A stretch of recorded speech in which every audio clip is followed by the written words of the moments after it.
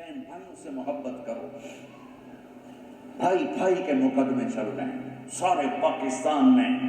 بہنوں کو وراثت میں کوئی حصہ نہیں, صرف تجھے جہیز دے دیا بس یہی تیرا حصہ ہے. میرے نبی کو اللہ نے بیٹیاں دی, بیٹے دے کر اٹھا لیے. اور میرے نبی نے فرمایا جس کے گھر پہلے بیٹی ہو اور وہ ناراض نہ ہو تو آسمان سے فرشتہ اترتا ہے اور ماں بیٹی پر چھاؤں کر دیتا ہے اپنے پروں کے ساتھ اور کہتا ہے جو تم پہ خرچ کرے گا اللہ اس کا ساتھی ہو جائے گا. 10 بیٹوں کی شادی کرو کوئی جنت کا وعدہ نہیں, ایک بیٹی کی شادی کر دو تو میرا نبی کہتا ہے جنت میں میرے ساتھ ایسے ہوگا. اخلاق بناؤ بچوں, اخلاق بناؤ. اپنے باپ کو عزت دو, ماں کو عزت دو, استاد کو عزت دو. راتوں کو اٹھ کے اللہ سے گناہوں کی معافی مانگو. آنکھوں کا پردہ جھکانا سیکھو. ایک ہے کسی لڑکی کو نہیں دیکھنا یا لڑکی کسی لڑکے کو نہ دیکھے. یہ خرابی اتنی بڑی نہیں ہے جتنا کسی کے عیب دیکھنا خرابی ہے, جتنا کسی کی برائیاں پکڑنا خرابی ہے, جتنا کسی کی برائیاں دیکھ کر اس کو اچھالنا خرابی ہے. میرے نبی کی زندگی میں ڈھانپنا ہے. چور کا ہاتھ کٹا, میرے نبی رونے لگے. کہا یا رسول اللہ کیوں رو رہے ہیں؟ کہ میرے امتی کا ہاتھ کٹا, میں رو نہیں. کہا تو آپ نہ کاٹتے. فرمایا کیسے نہ کاٹتا, میرے اللہ کی شریعت ہے, تم میرے پاس کیوں لائے تھے؟ وہیں سمجھا بجھا کے توبہ کروا دیتے. جس صحابی کو سنگسار کیا گیا تو آپ نے ثابت بن حزال سے فرمایا کیوں بھیجا تھا میرے پاس, کاش اسے تم اپنی چادر میں چھپا لیتے. ایک صحابی آ کر کہہ رہے ہیں مجھ سے بدکاری ہو گئی ہے, غلط تعلق عورت کے ساتھ, آپ مجھے سنگسار کریں. آپ نے منہ یوں پھیر لیا کہ بیٹا اٹھ جا, تو نے نہیں کیا. اتنا اپنے آپ اس نے 4 دفعہ کہا میں نے کیا ہے تو پھر آپ نے حد لگائی. لیکن یہ مزاج نبوت ہے. اپنے آپ کل کو آپ گھر والے بننے والے, کچھ بن چکے ہیں, یہ کچھ شادی شدہ ہیں, کوئی بچیاں کشنے والی ہے. میں 6 اذان پھرا ہوں, روزانہ نوحے بھی سنتا ہوں اور فریادیں بھی سنتا ہوں, اور اس کے پیچھے کوئی بڑی بات نہیں ہوتی, صرف بد زبانی ہوتی ہے. گھروں کے گھر اجڑ گئے زبان کی شدت سے. ایک میٹھا بول پورے گھر کو آباد کر دیتا ہے, اور ایک کڑوا بول پورے گھر کو برباد کر دیتا ہے. تو ماں باپ سے کہتا ہوں, یہ تو میں نے پہلے والدین کا حق بتایا, بچوں سے کہا کہ ان کے پاؤں دھو. ابو حنیفہ رحمۃ اللہ علیہ کے جتنے فالوور ہیں دنیا میں اور نہیں, ان کی ایک عالم تھے عبد الرحمن بن لیلہ, ان کے ساتھ بہت مخالفت تھی مسائل میں. ابو حنیفہ کی والدہ کہتی بیٹا نعمان جا اور عبد الرحمن سے یہ مسئلہ پوچھ کے آ. وہ کہتے ماں جی میں اس سے بڑا عالم ہوں, میری اس سے بنتی نہیں ہے, تو آپ مجھ سے پوچھ لو. نہیں, چادر اٹھاتے یا دروازے پہ دستک دیتے, وہ باہر نکل کے حیران ہو جاتے, ابو حنیفہ تو کہ مجھے میری ماں نے بھیجا ہے کہ آپ سے یہ مسئلہ پوچھ کے آؤں. وہ آگے کہتے تو مجھ سے زیادہ جاننے والا ہے, تو میرے پاس کیوں آیا ہے؟ کہ میری ماں کا حکم ہے, میری ماں کا حکم. امام زین العابدین والدہ کے ساتھ کھانا نہیں کھاتے تھے. لوگوں نے پوچھا کہ آپ اپنی اماں کے ساتھ کھانا کیوں نہیں کھاتے ہیں؟ تو فرمایا مجھے ڈر لگتا ہے کہ میں کوئی ایسی بوٹی اٹھا لوں جو میری ماں کی نظر میں ہو اور میرا ہاتھ چلا جائے اور وہ میں اللہ کا مجرم بن جاؤں, میں اس لیے ماں کے ساتھ کھانا نہیں کھاتا.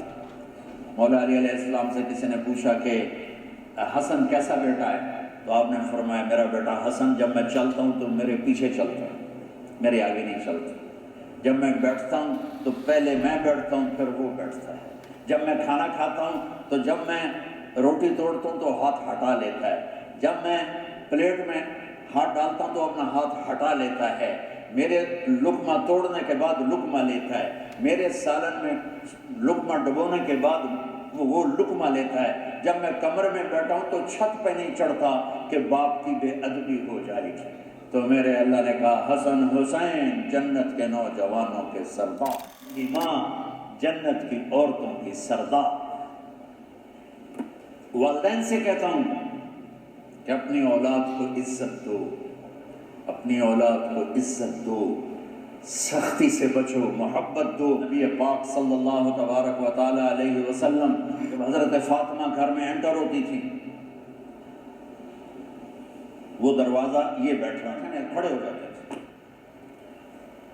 کھڑے ہو جاتے اور کھڑے نہیں رہتے تھے، دوڑ کے آگے جاتے تھے اور ایسے ہاتھ پکڑ لیتے تھے، ہاتھ چومتے تھے اور پکڑے پکڑے لا کر کرسی پہ یا چارپائی پہ بٹھاتے تھے، اس کے بعد خود بیٹھتے تھے۔ یہ عزت آپ نے اپنی اولاد کو دی تو وہ عزت واپس آئی۔ تو میرے نبی کا ایک خوبصورت پیٹرن آف شو، وہ اخلاق سیکھو، محبت، الفت، درگزر، معاف کرنا، گالی سے، نفرت سے بچنا۔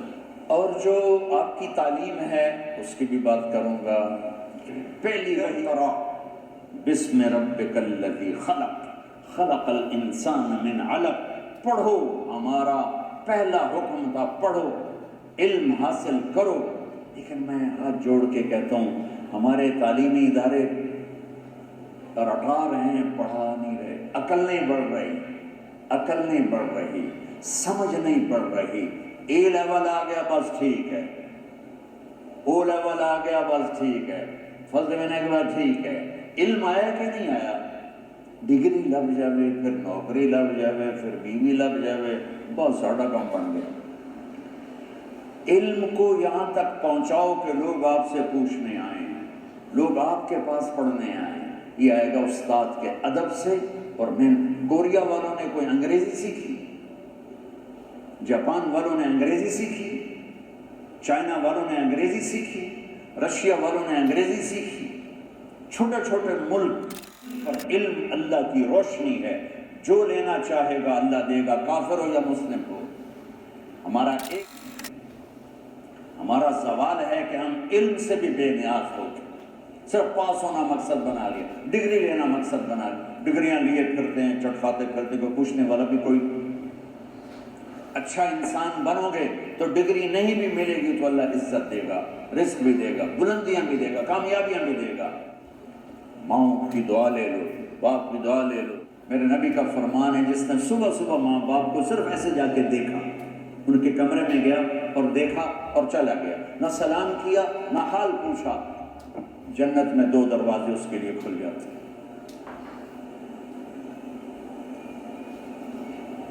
تو جو خدمت کرے گا وہ کیا پائے گا؟ تو دعاؤں سے علم آتا ہے۔ دعا وہ ہوتی ہے جو دل سے نکلتی ہے،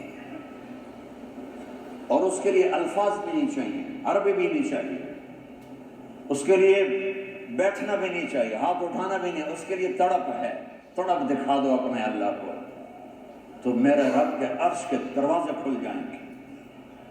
اللہ سے علم بھی مانگو، اپنی لائق بھی مانگو، امانتداری بھی مانگو، سچائی میں۔ میرا دیش غریب اور فقیر ہو گیا، لاکھوں کٹھے کروں تو ہزاروں نمازی ملیں گے، لاکھوں کٹھے کروں ایک سچا نہیں ملتا، لاکھوں اولادیں کٹھے کروں ایک ماں باپ کی ٹھنڈک نہیں،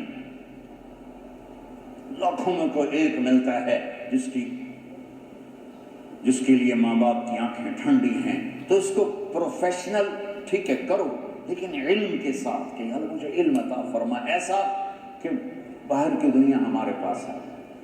بچوں، علم ذوق سے آتا ہے، علم محنت سے آتا ہے۔ تو میرے دین صرف یہ نہیں کہتا کہ مصلی پہ بیٹھ جائے، میرا دین کہتا ہے دنیا میں بھی ٹاپ کر، دین میں بھی ٹاپ کر۔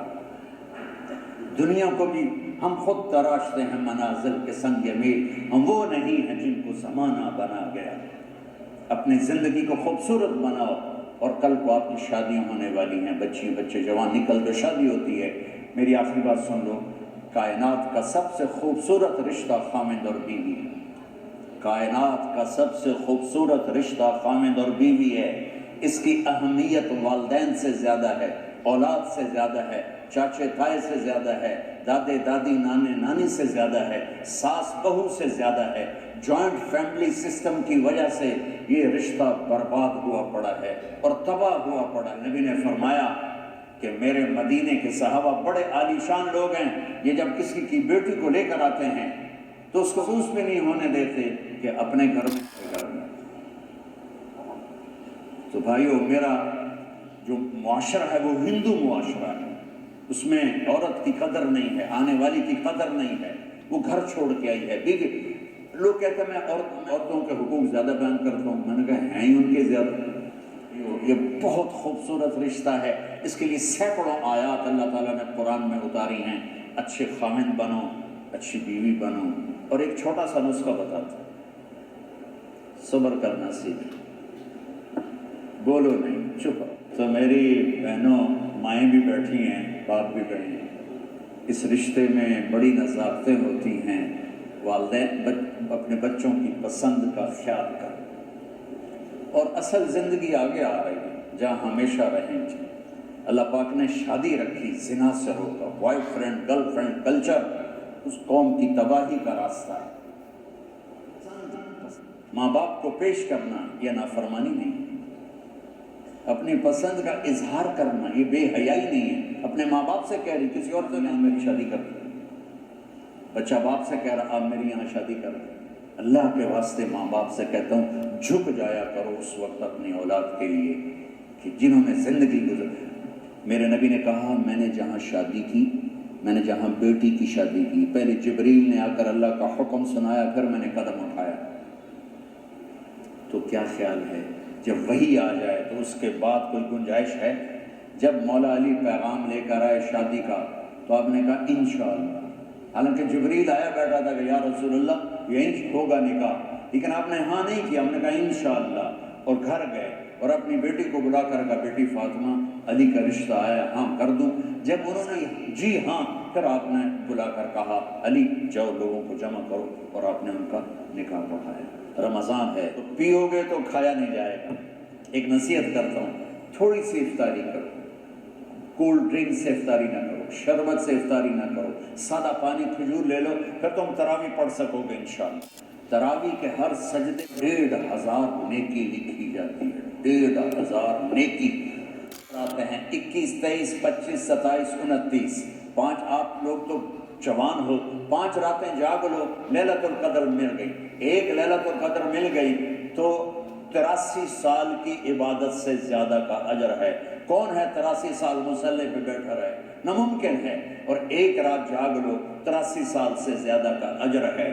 ضروری نہیں کہ ہر سیکنڈ میں بس تم اس میں تسبیح تلاوت کرو، تم جاگ رہے ہو کبھی دعا مانگ رہے ہو، کبھی تسبیح پڑھ رہے ہو، کبھی قرآن پڑھ رہے ہو، کبھی کوئی چائے پی رہے ہو، وہ عبادت میں شامل ہو جائے گا، لیکن رات کے آخر میں ہوگا جاؤ سب کو معاف کیا۔ اور چار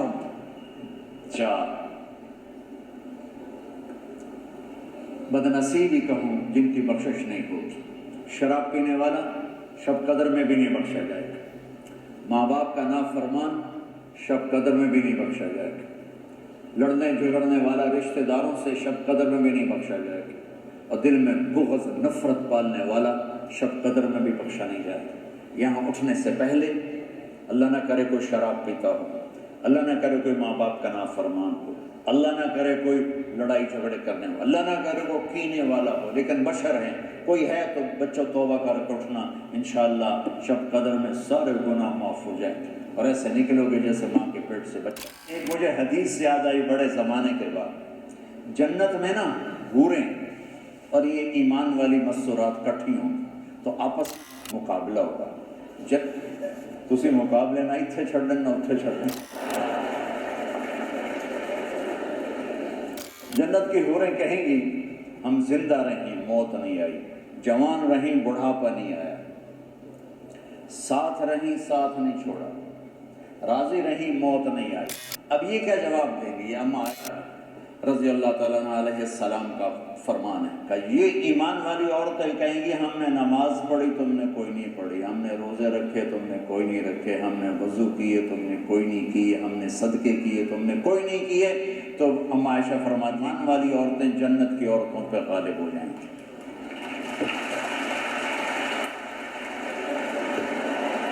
ان کو اللہ میک اپ کیا کرے گا یہ سنو، تمہیں بھی ان کو بھی اللہ اپنے نور کی تجلی کے چہروں پر ڈالے گا۔ یہ جنت کی حوروں سے 70,000 گنا زیادہ خوبصورت ہو جائے۔ تو بچوں رمضان اس کی خوب قدر کرو، اور جنت کے ہم ہیں جنت کے نکالے ہوئے، ہمارا گھر دنیا نہیں جنت، دنیا بنانے کے لیے جنت خراب نہ کرو۔ اور آخر میں 2 باتیں کرتا ہوں، ایک زبان قابو کرو، ایک دل کو صاف کرو، معاف کرو، محبت پھیلاؤ۔ اللہ کی قسم وہ جادو ہے جو سر چڑھ کے بولتا ہے۔ اور اگر کوئی آپس میں لڑے ہوئے ہو صلح کر لیں، کیونکہ میں نے بہت سا لائف بھی گزاری ہے، بڑے اچھے اداروں میں پڑھا ہے، ٹھاٹھیا بہت ہوتا ہے، اب پتہ نہیں کیا حال ہے۔ تو اگر آپس میں کوئی ٹھک ٹھکائیا ہے تو ایک دوسرے کو معاف کر